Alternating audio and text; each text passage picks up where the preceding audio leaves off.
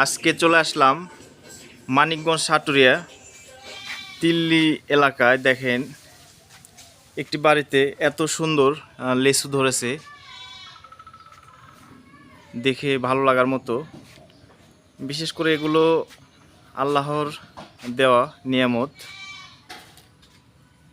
এবং এই ফলটি অনেক সুস্বাদ খেতে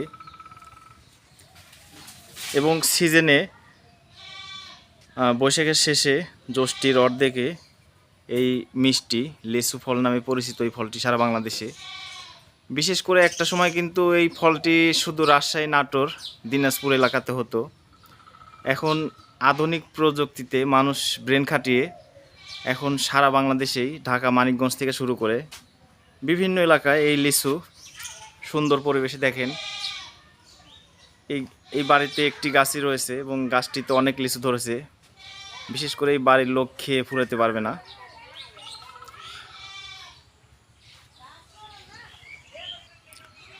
তো বিশেষ করে এই ফলটি ছোট বাচ্চাদের কাছে ভীষণ আকর্ষণীয় একটি ফল, লিচু ফল। আর বিশেষ করে তো সারা বছর পাওয়া যায় না, শুধু এই বৈশাখ জ্যৈষ্ঠী থেকেই এই সময়টাতেই এই লিচু পাওয়া যায়। তো বিশেষ করে লিচুর তো থাকে অনেক জাত, আমি সঠিক জানি না যে এটা কোন জাতের লিচু। তবে আশা করি লিচুটি অনেক স্বাদ হবে এবং খুব টেস্টফুল একটি ফল।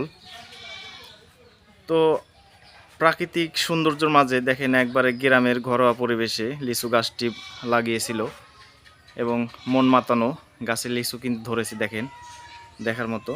যাই হোক, আমি বিশেষ করে রাজশাহী, নাটোর, দিনাজপুরে লিচুর চাষ করা হয়। আসলে এখানে তো এরকম চাষ না, বাড়িতে শখ করে বোনার পরে কিন্তু গাছটি অনেক সুন্দর হয়েছে। কিছুটা লিচু ফল দেখানোর চেষ্টা করলাম। সবাই ভালো থাকবেন, আল্লাহ হাফেজ।